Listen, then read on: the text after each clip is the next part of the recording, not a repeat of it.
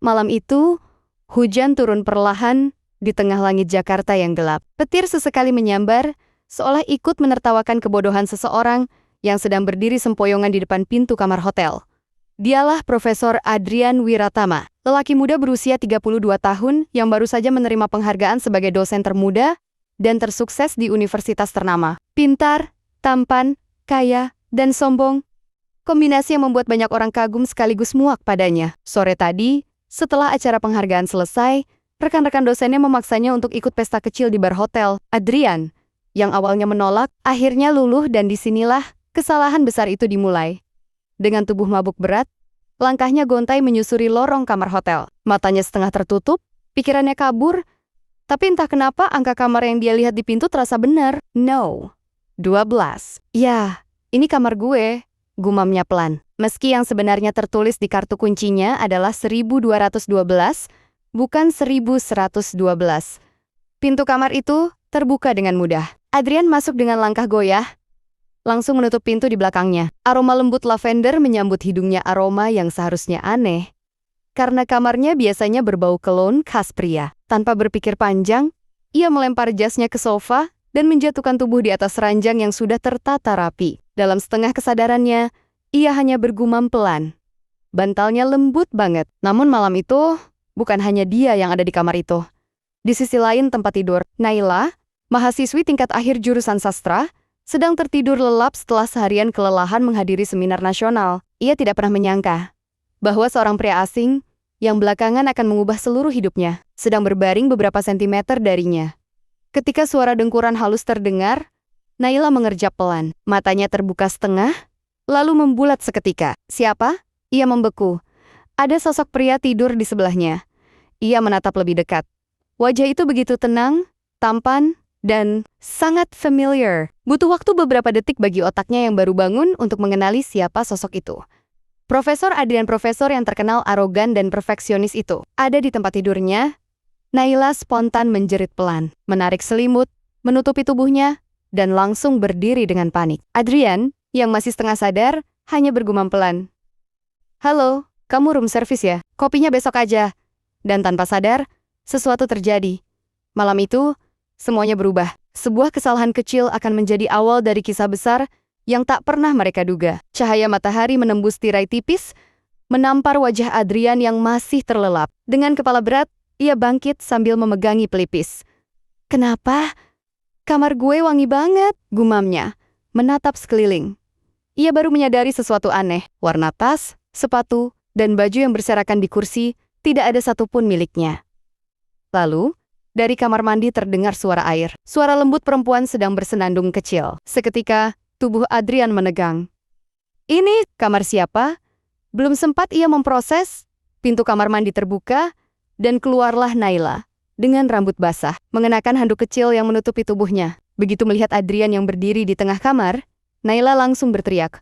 Profesor, apa yang Anda lakukan di sini? Adrian mematung. Dia tidak punya jawaban. Tidak ada penjelasan logis untuk situasi absurd itu. Aku juga nggak tahu, jawabnya spontan. Suaranya serak. Aku pikir ini kamarku. Kamarmu? Naila mendengus marah. Kalau begitu kenapa kamu tidur di sini? Adrian berusaha mengingat semalam, tapi kepalanya berdenyut keras. Potongan memori samar, tawa, gelas bir, lampu redup, lorong hotel. Lalu, sementara Naila panik mencari pakaiannya, Adrian mencoba meraih ponselnya di meja, tapi bahkan ponselnya pun tak ada di situ.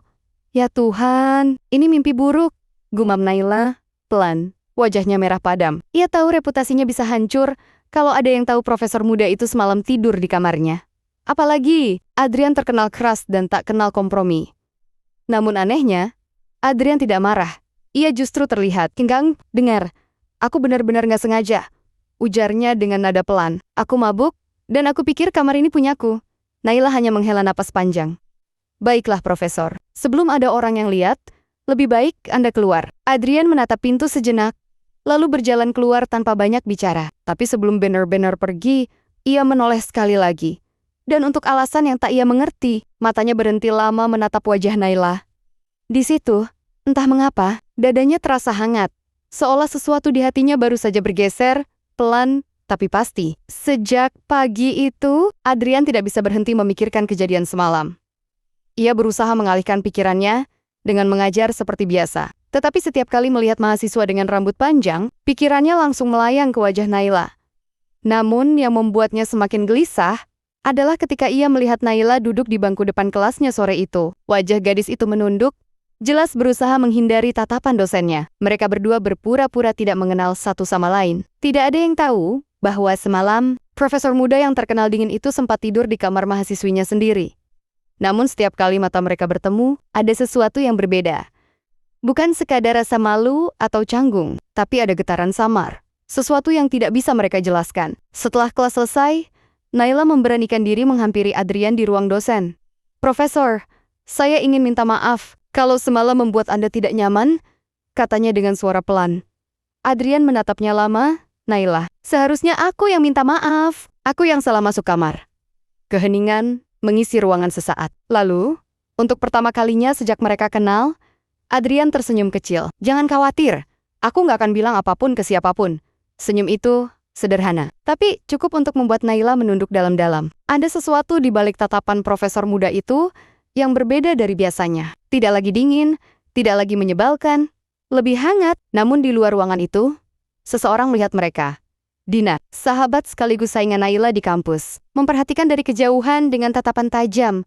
Dan dari situlah masalah baru akan mulai tumbuh. Ketika sebuah rahasia kecil berubah menjadi api yang perlahan membakar segalanya. Sejak hari itu, hubungan antara Adrian dan Naila tak lagi sama. Keduanya berusaha menjaga jarak, tapi semesta seolah senang mempertemukan mereka dalam situasi yang serba canggung. Suatu pagi, Naila datang lebih awal ke kampus untuk mengumpulkan tugas penelitian. Namun di lorong fakultas, ia mendengar bisikan-bisikan kecil dari beberapa mahasiswi lain. Mereka bilang Profesor Adrian dekat sama mahasiswi tingkat akhir. Katanya sering ketemu di luar kampus juga. Serius? Mahasiswi siapa? Naila menelan ludah, hatinya berdebar. Ia tahu gosip itu tentang dirinya. Mungkin seseorang melihatnya waktu di hotel, atau dinas sahabat yang kini mulai menjauh sejak kejadian seminar nasional. Naila menunduk, berjalan cepat melewati lorong, berusaha menahan air mata. Ia bukan tipe mahasiswi yang suka mencari perhatian dosen. Naila justru dikenal pendiam, rajin, dan berprestasi. Tapi gosip bisa menghancurkan semuanya hanya dalam hitungan hari.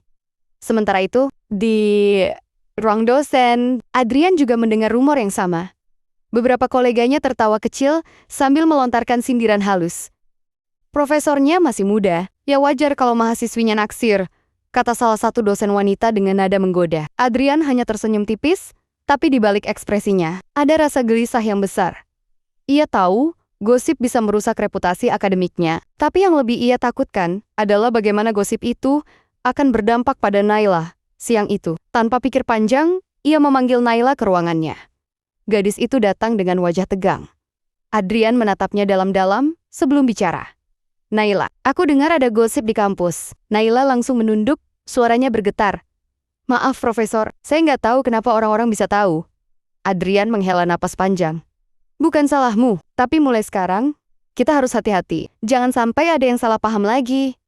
Naila mengangguk pelan. Tapi sebelum keluar dari ruangan, ia menatap Adrian dan berkata lirih. "Tapi, Profesor, kadang saya berharap kejadian itu nggak pernah terjadi. Karena setelah itu, semua orang mulai memandang saya berbeda." Dan di balik ucapannya, terselip rasa sakit yang tak bisa ia sembunyikan. Namun Adrian tahu, di balik luka itu, ada sesuatu yang tumbuh diam-diam. Perasaan yang sama-sama mereka coba sembunyikan. Hari-hari berikutnya terasa aneh bagi keduanya. Mereka pura-pura tidak saling kenal lebih dari sekadar dosen dan mahasiswi. Tapi mata tak pernah bisa berbohong. Setiap kali Naila lewat di depan ruang dosen, Adrian tanpa sadar mengikuti langkahnya dengan tatapan yang lembut setiap kali Adrian berbicara di depan kelas. Naila merasakan nada suaranya yang sedikit berubah, lebih pelan, lebih tenang, seolah hanya berbicara untuknya. Suatu sore, universitas mengadakan kegiatan bakti sosial. Adrian ditunjuk sebagai pembimbing, dan kebetulan Naila menjadi salah satu panitia. Mereka akhirnya kembali bekerja dalam satu tim, tanpa bisa menghindar. Saat itu, di tengah kesibukan menyiapkan acara, hujan turun deras, semua panitia berlindung di tenda besar.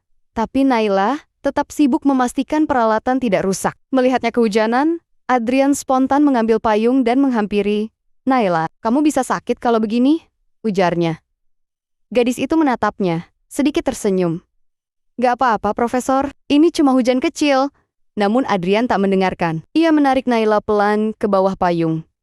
Rintik air membasahi tanah. Sementara hanya mereka berdua di bawah naungan kecil itu. Dalam diam, ada sesuatu yang berubah. Hening, tapi hangat. Dingin hujan seolah tak terasa ketika mata mereka bertemu. Dan untuk pertama kalinya, Naila menyadari betapa lembut tatapan yang selama ini ia kira angkuh. Sementara Adrian, untuk pertama kali pula, menyadari bahwa gadis yang ia anggap hanya mahasiswi biasa, kini mengisi pikirannya lebih dari siapapun. Namun sebelum keheningan itu jadi sesuatu, suara seseorang memecah suasana Profesor Adrian. "Naila, kalian berdua ngapain di situ?" Dina berdiri di kejauhan, wajahnya penuh amarah dan sinis. Hujan berhenti, tapi badai baru saja dimulai. Setelah kejadian di bawah payung itu, gosip di kampus semakin gila. Dina menyebarkan cerita bahwa Naila berusaha mendekati Profesor Adrian demi nilai tinggi. Foto-foto mereka berdua di acara sosial tersebar cepat di grup mahasiswa. Naila nyaris tidak sanggup datang ke kampus. Ia menahan diri untuk tidak menangis di depan orang lain, tapi setiap malam, air matanya jatuh dalam diam. Sementara Adrian merasa bersalah. Ia tahu tidak seharusnya membiarkan situasi seperti ini terjadi, tapi hatinya juga tak bisa membohongi diri sendiri. Ia mulai menyayangi gadis itu. Suatu sore, Adrian menunggu Naila di taman belakang kampus, tempat yang jarang dilewati orang. Ketika gadis itu datang, ia menatapnya lama. "Naila, aku tahu semua ini berat buatmu. Aku juga diserang di fakultas karena gosip itu." Naila menggeleng. "Aku nggak peduli orang mau ngomong apa. Aku cuma takut hubungan ini bikin karier Profesor hancur." Adrian terdiam sejenak, lalu berkata dengan suara dalam, "Kalau karierku hancur karena ingin melindungi seseorang yang aku sayang, aku rela." Naila menatapnya, matanya berkaca-kaca. "Profesor, jangan bilang begitu. Panggil aku Adrian," bisik pria itu. Dalam diam, sesuatu di antara mereka berubah menjadi nyata. Bukan lagi rasa kagum, bukan sekadar simpati, tapi cinta yang tumbuh dari luka dan salah paham. Namun mereka tahu, cinta itu masih harus disembunyikan, setidaknya sampai badai kampus mereda. Dan di balik semua keheningan itu, Dina belum berhenti. Ia mulai mengatur langkah baru. Langkah yang bisa menghancurkan mereka berdua sekaligus. Hubungan antara Adrian dan Naila semakin dekat, namun keduanya memilih diam di hadapan dunia. Mereka bertemu diam-diam di perpustakaan kampus atau di kafe kecil di dekat universitas, berbagi tawa, keluh, dan harapan yang tak bisa mereka ucapkan di depan orang lain. Namun cinta yang lahir dari rahasia selalu punya batas waktu. Suatu hari Naila tiba-tiba jatuh pingsan saat sedang presentasi di kelas. Semua orang panik. Adrian, yang saat itu sedang mengajar di ruang sebelah, segera berlari ke sana. Ia mendapati Naila terbaring lemah, wajahnya pucat. Ia segera membawanya ke rumah sakit. Beberapa jam kemudian, hasil pemeriksaan keluar, dan dokter hanya menatap mereka berdua dengan ekspresi serius. "Selamat Naila, kamu hamil." Suasana ruangan mendadak hening. Naila terpaku. Adrian menunduk. Jantungnya serasa berhenti berdetak. Naila menggenggam ujung selimut erat, suaranya gemetar. "Dokter, apa Anda yakin?" Dokter itu hanya mengangguk pelan. Setelah dokter pergi, Naila menatap Adrian dengan mata berkaca-kaca. "Profesor, ini nggak mungkin." Adrian menelan ludah. Ia tahu persis malam di mana semuanya berawal. Malam yang seharusnya hanya menjadi salah paham, dan kebetulan malam di kamar hotel yang salah. Ia tak pernah menyangka bahwa satu malam itu akan mengubah seluruh hidup mereka. "Aku akan tanggung jawab," ujar Adrian akhirnya. Suaranya dalam tapi lembut. Naila menatapnya. Setetes air mata jatuh dari matanya. "Tapi, Profesor, kalau orang tahu..." Adrian menggenggam tangannya. "Biarkan aku yang hadapi semuanya. Kamu nggak sendiri." Beberapa minggu kemudian, perut Naila mulai membesar. Ia berusaha menutupi semuanya dengan pakaian longgar, tapi rumor tetap menyebar cepat. Dina, yang selama ini menyimpan rasa iri dan dendam, akhirnya menemukan celah. Suatu hari, ia memotret Naila di klinik kandungan, lalu mengunggahnya ke media sosial dengan caption penuh sindiran, "Cinta terlarang dosen dan mahasiswi." Akhirnya, terbukti dalam hitungan jam, foto itu tersebar luas. Nama Naila dan Adrian jadi topik panas di seluruh fakultas. Pihak universitas langsung memanggil Adrian untuk klarifikasi. Di ruang dekan, suasana tegang. "Profesor Adrian, apakah benar Anda menjalin hubungan pribadi dengan salah satu mahasiswa?" Adrian menatap meja, lalu perlahan berkata, "Ya, dan aku akan bertanggung jawab." Ruangan itu hening. Semua orang memandangnya seolah ia baru saja menghancurkan reputasi akademik yang selama ini ia bangun dengan kerja keras. Mulai hari ini, Anda diskors sementara, kata dekan dingin. Sementara di luar ruangan, Naila berdiri menunggu. Memegang map berisi surat pengunduran dirinya. Ia merasa bersalah, meski tidak seharusnya. Karena cinta mereka bukanlah dosa, hanya salah waktu dan tempat. Adrian keluar matanya bertemu dengan Naila. Ia tersenyum kecil, menatap lembut sambil berkata lirih. Kita akan baik-baik saja. Namun dalam hatinya, ia tahu hidup mereka tak akan sama lagi. Hari-hari setelah itu adalah masa tersulit bagi keduanya. Naila memilih berhenti kuliah dan pindah dari kos. Adrian mengundurkan diri dari universitas. Media lokal sempat menulis berita tentang skandal dosen muda dan mahasiswi cantik. Namun Adrian tidak lari. Ia justru membuka perusahaan konsultan riset dan memulai hidup baru. Diam-diam menyiapkan segalanya untuk Naila dan calon anak mereka. Sementara Naila, yang kini hidup tenang di rumah kecil di pinggiran kota, menjalani kehamilannya dengan sabar. Ia sering menatap langit sore dan teringat masa-masa di kampus, tempat di mana semuanya bermula dan juga berakhir. Suatu malam, Adrian datang membawa kabar baik. Aku dapat proyek besar. Kita bisa mulai hidup baru, Nay. Naila menatapnya. Senyumnya lembut tapi matanya berkaca-kaca. Aku takut, Adrian. Dunia sudah menilai kita buruk. Adrian memegang tangan Naila erat. Biarkan dunia bicara apapun. Aku cuma mau kamu dan anak kita bahagia. Beberapa bulan kemudian, di tengah malam yang tenang, tangisan bayi terdengar di rumah kecil itu. Seorang bayi laki-laki lahir, sehat dan kuat. Adrian menatapnya sambil berbisik. Namanya Arka. Cahaya kecil di tengah gelap hidup kita. Naila menatapnya dengan air mata bahagia. Malam itu, semua rasa sakit seolah sirna. Kesalahan, gosip, dan penilaian orang lain tidak lagi berarti apa-apa. Yang tersisa hanya satu hal, cinta yang mereka pertahankan meski dunia menentang. 3 tahun telah berlalu sejak badai itu datang, menghancurkan segalanya. Nama Profesor Adrian Wiratama sempat tenggelam di balik berita dan gosip kampus. Namun waktu, seperti biasa, selalu punya cara untuk mengembalikan yang layak kini. Di sebuah ruang seminar universitas ternama di Jakarta, seorang pria berdiri di atas panggung dengan jas rapi dan wajah penuh percaya diri.